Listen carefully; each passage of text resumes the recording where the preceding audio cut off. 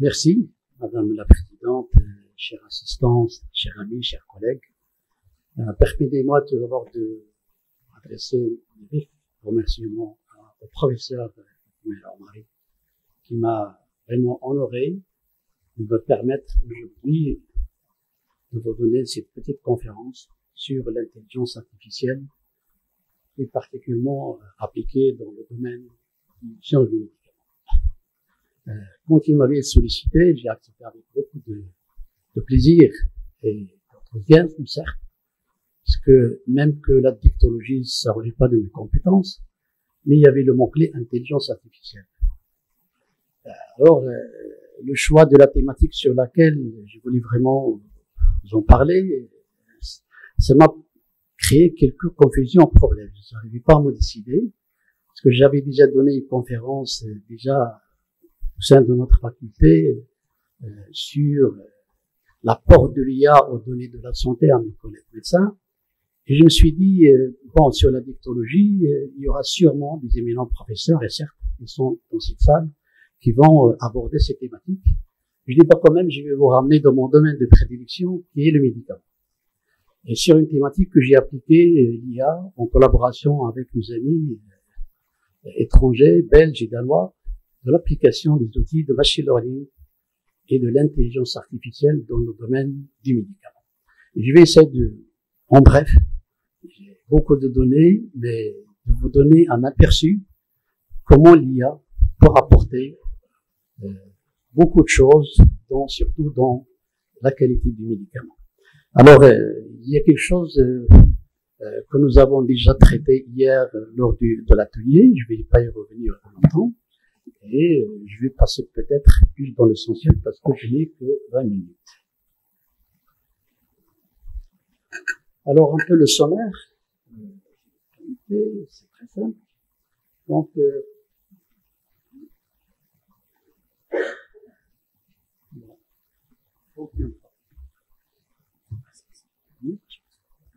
je peux avoir un peu de verre. Donc, c'est très simple, je parlerai un peu en bref de ce que j'avais dit. Nous avons dit avec mon ami François Bocal hier sur les outils de machine learning, de l'intelligence artificielle pour placer un peu le contexte dans l'utilisation du médicament.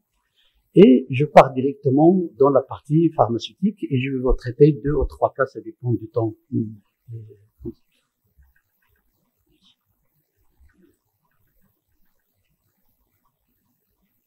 Alors, un rappel de l'intelligence artificielle, on l'avait vulgarisé hier, c'est très simple, on va essayer de programmer la machine de telle sorte, tout simplement d'essayer un peu d'émuler le cerveau humain et pour exécuter certaines tâches. Mais derrière, on programme, il y a de la programmation sur la machine, selon l'apprentissage, on va donner à un robot derrière un algorithme qui va faire une tâche que peut-être aussi est capable de faire.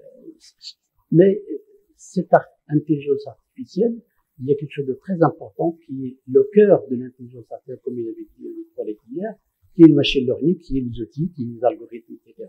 Et c'est ça sur lequel je vais me focaliser pour que je puisse l'appliquer dans le domaine de la pharmacie. Alors, l'intelligence artificielle, c'est quelque chose qui croît, c'est la parapluie, parasol, quasiment de tous les outils qui suivent. Je vais vous donner un petit aperçu pour chaque partie et je passe directement pour les.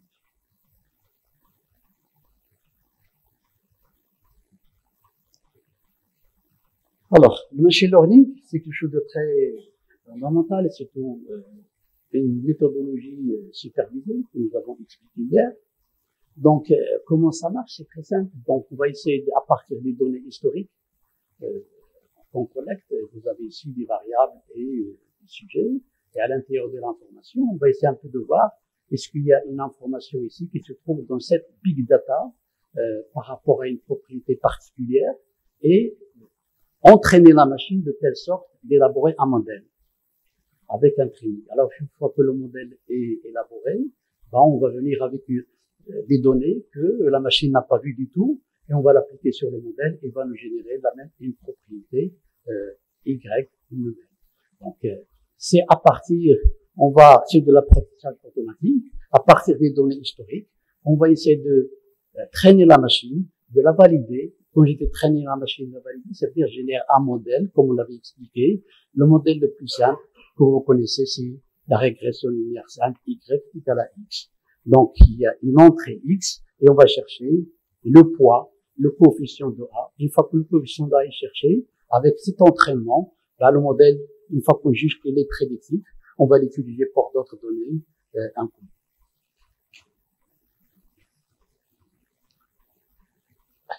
Alors, par contre, le neural network, ou bien le deep learning, on va essayer un peu de simuler un peu ce qui se passe au niveau d'un neurone. Donc, je ne vais pas vous apprendre beaucoup de choses. D'un neurone, vous avez des influx électriques qui rentrent, d'accord, en fonction de leur force, qu'ils soient inhibitrices ou excitatrices. Ils vont arriver au niveau du noyau, et c'est à ce niveau-là qu'il y a une réaction électrochimique qui se produit et qui va générer un autre influx en fonction de sa force. Est-ce qu'il va être transféré selon via l'axone, et une fois qu'il y a l'axone, il va dire terminaison, et cette terminaison, il va enchaîner des neurones. Alors, comment on a simulé ça mathématiquement, on l'avait montré hier? Tout simplement, on va simuler un perceptron comme un cercle, et à l'intérieur, qu'est-ce qui se passe? Vous avez le noyau aussi, et s'il est rentré, c'est les influx nerveux, mais dans notre cas, ce sont les données. Les X1, les X2, les X3, dans la régression linéaire, c'est X1. Donc ici, on va avoir énormément de données, et chaque donnée, il y a la force. La force de l'influx, la force, c'est le θ, ou bien le W, et on va faire une sommation de tout ça, on va faire ce qu'on appelle, dans le jargon mathématique, une combinaison linéaire. D'accord? Et on va se trouver une valeur, combinaison linéaire, un peu quantitative, par terre à l'ensemble R. Mais ça va pas nous informer beaucoup de choses.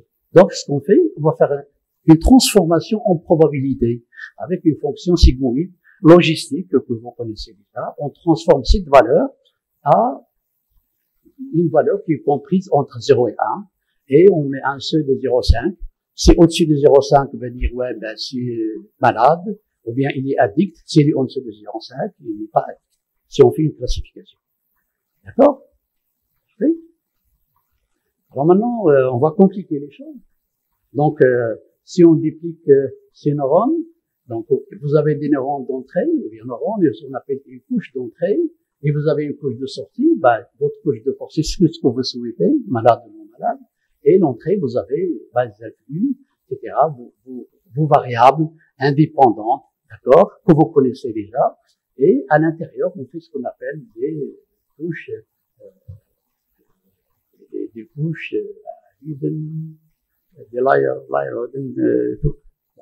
désolez-moi, je ne vais pas traduire,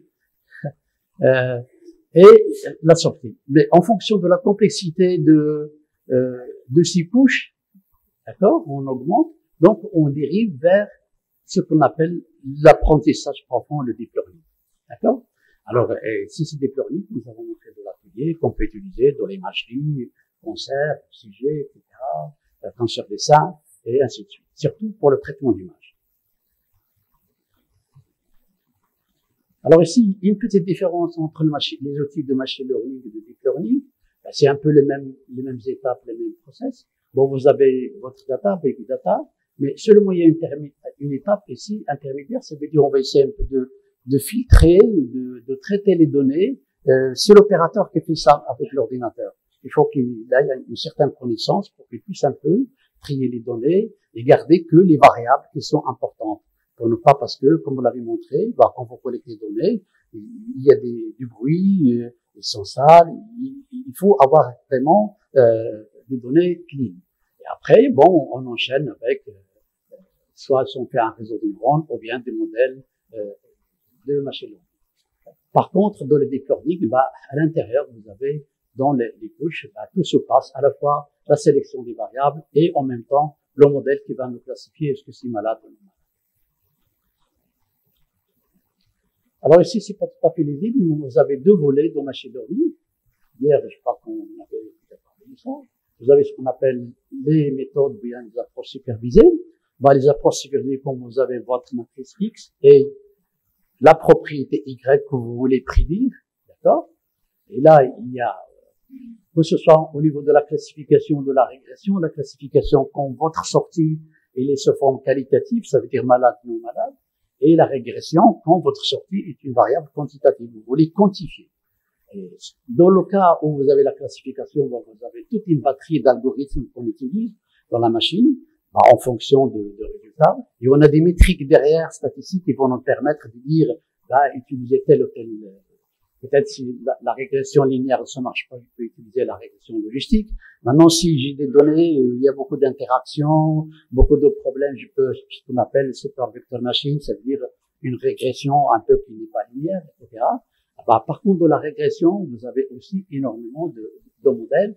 Mais ici, je vais vous traiter dans le cadre sur des médicaments, de modèles que nous avons élaborés en collaboration avec l'université de Bruxelles et de Liège, dans le cadre des thèses de doctorat.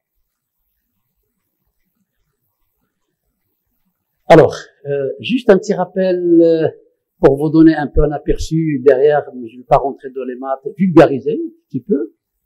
Si vous prenez par exemple le socle de machine learning, de l'intelligence artificielle, c'est tout simplement l'analyse en composante principale. C'est vraiment le socle. Si on maîtrise pas ça, tout le reste, on comprend rien du tout. C'est vrai, mathématiquement, c'est un peu plus complexe, mais j'ai essayé un peu de vulgariser ça avec 3 variables. Prenons par exemple, vous avez 100 patients, et K1, K2, K3, vous avez mesuré la créatinine, le cholestérol et le glucose, sur 3.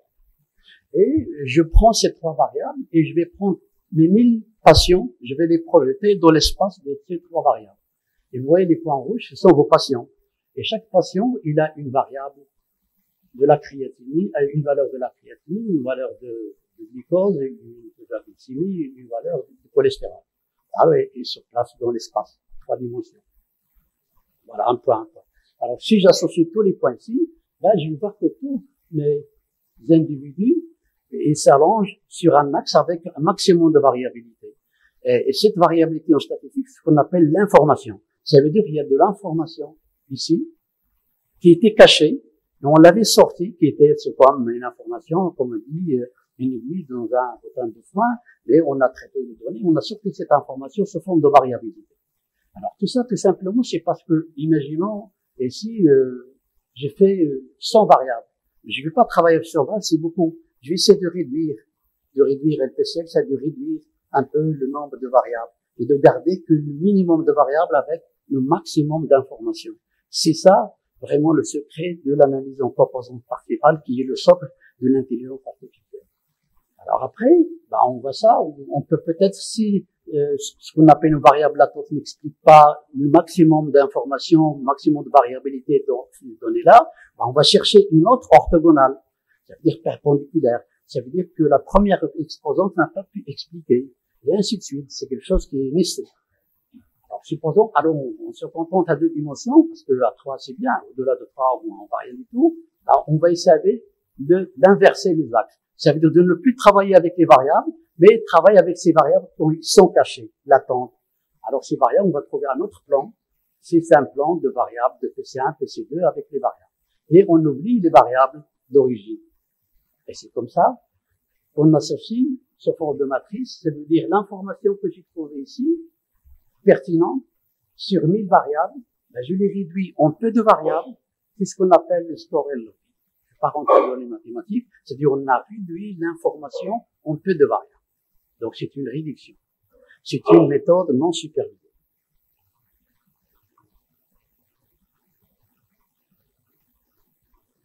Alors un autre modèle maintenant, quelque chose de très important pour la suite. Hier, on vous a parlé tout simple d'une régression linéaire simple, mais quand on travaille avec des données variées, on travaille un peu dans les multivariés, on fait ce qu'on appelle partial square. C'est la régression linéaire partielle. Alors, comment ça se passe ici? J'ai big data X, et j'ai les propriétés de Y que je connais a priori. Je vais essayer d'élaborer un modèle qui relie l'information qui se trouve dans X et l'information qui se trouve dans Y. Comme on l'avait expliqué, j'essaie un peu de voir les poids et je connaissais pas l'âge, et je dis, il y a une association entre l'âge et le poids. Ou bien, je sais pas, la densité minérale osseuse et la vitamine D. Soit une association. D'accord? Mais là, c'est avec une vision multivariée. Alors, qu'est-ce qu'on fait? Ben, on travaille plus avec je dirais, les actes d'origine, ça veut chercher autre chose. Alors, on place un PCA comme tout à l'heure, qui recherche l'histoire et de la vie, le même égrène l'histoire et de la vie, et je fais seulement de voir est-ce qu'il y a une association entre les deux scores X et Y, et j'ai mon modèle prédictif. C'est ce modèle prédictif que vous retrouvez en intelligence artificielle. Et c'est ces modèles que je vais utiliser sur les bases de données que je vais collecter moi-même dans mon laboratoire. Alors, il y a un autre modèle que la plupart des data analystes, mais plus ce qu'on appelle des chimiotératiciens qui utilisent dans notre domaine parce qu'on fait beaucoup de contrôle. Tout simplement ici, on va générer des signaux, d'accord? Supposons, je prends une spécialité pharmaceutique avec 3 substances actives ou 5 ou 6. Quand je vais faire des signaux, ces signaux vont se chevaucher, overlapper. Le problème, comment on peut discerner ces chevauchements? Tout simplement, je vais essayer d'appliquer un algorithme, ce qu'on appelle une multivariate co-resolution, qui était élaboré par un grand mathématicien statisticien espagnol, et qui dit, tiens, l'information qui se trouve ici, d'accord?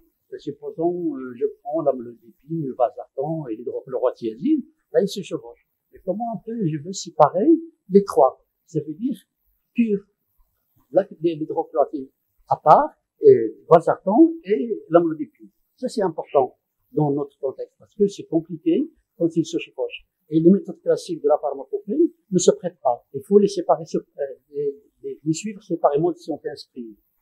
Alors, on utilise cet algorithme qui va faire aussi en sorte que, comme ils se sont inspirés de l'analyse en composante principale, et ils ont fait la matrice de X, de C et de spectre. Par contre, le détail, vous avez ici les 3 pointures. Ici, vous avez tout quelque chose qu'on génère des signaux, d'accord? Ces signaux qu'on traite, vous voyez que on ne peut pas distinguer entre les 3 composants ou 4 ou 5.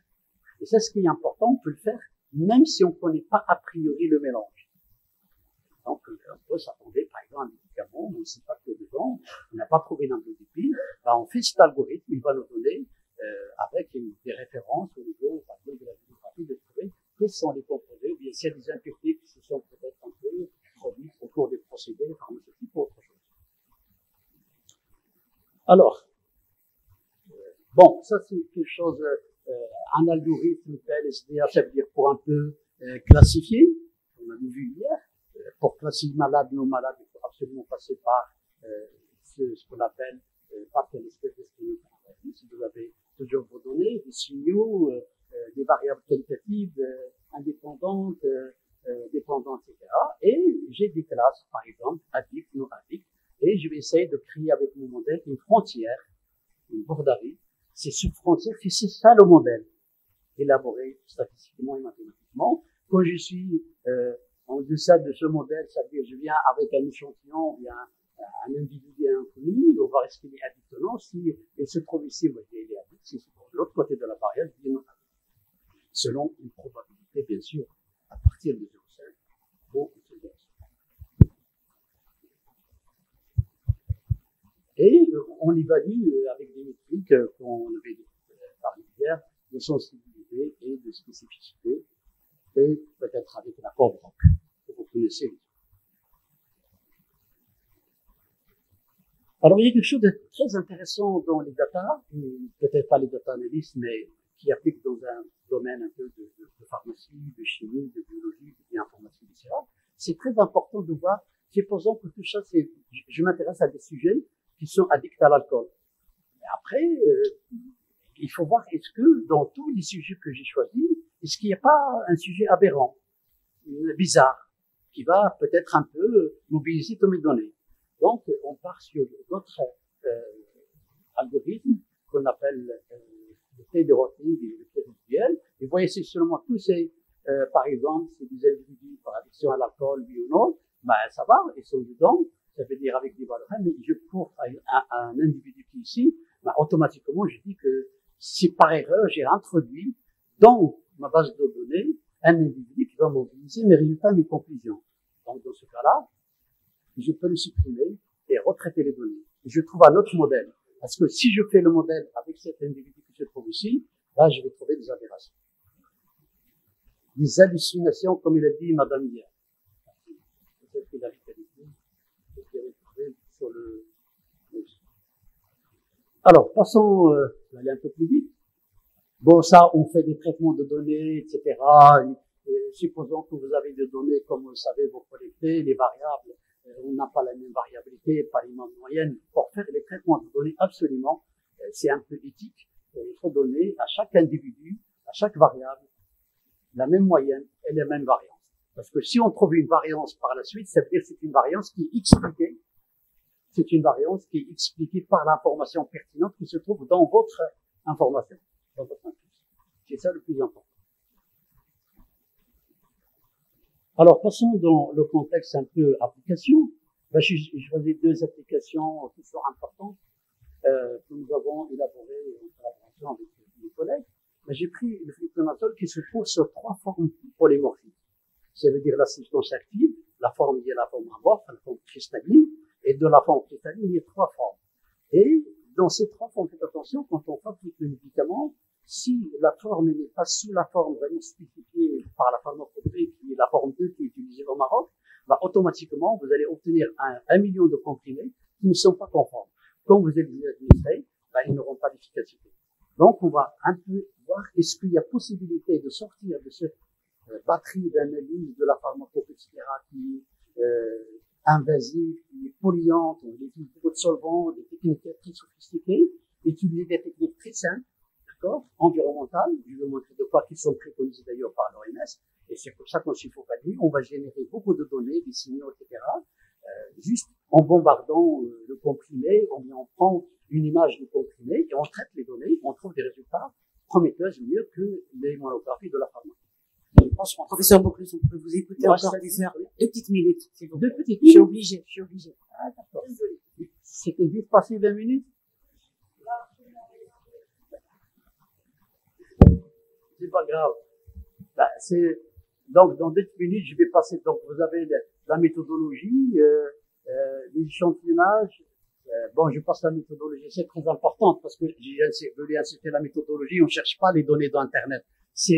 Nous générons notre propre base de données selon une méthodologie très rigoureuse et finalement, vous voyez tous les signaux. Maintenant, je vois est-ce qu'il n'y a pas des comprimés qui sont aberrants, tout est bon.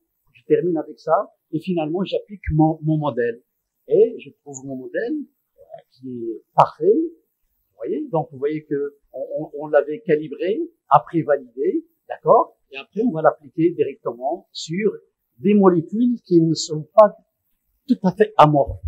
Et vous voyez, donc je vais aller directement au résultat, qui est très important. Ben voilà, donc vous voyez ici, donc on a fait des mélanges au sein du laboratoire qui n'ont rien à voir avec la forme pharmaceutique qui est commercialisée, et des molécules qui sont vues d'ailleurs. On a vu que les molécules qui sont amorphes, ils sont vraiment loin. Par exemple, on a rajouté les traconazole, les méconazole, ce sont des aberrants. Et vous voyez tous mes données de la forme 2 et 3 qui sont vraiment dans un seul cluster et les autres qui sont séparés. Grâce au modèle de PLSDA. Maintenant, on va dire, est-ce que si on fait des mélanges, on peut obtenir quelque chose? Ben, le mélange, on a fait des mélanges binaires. Ouais, je termine dans 1 minute, hein, et je conclue. Alors, vous voyez, c'est que, quand même, il y a une tendance dans le mélange, et on voit que peut-être quand on a une faible concentration dans le mélange des trois formes, le modèle il n'arrive pas à le décerner. C'est ça le problème que nous avons obtenu. Ben, je termine avec cet exemple. C'est dommage que j'ai encore d'autres exemples qui sont très importants dans des médicaments avec d'autres modèles. Et je vous remercie pour votre attention.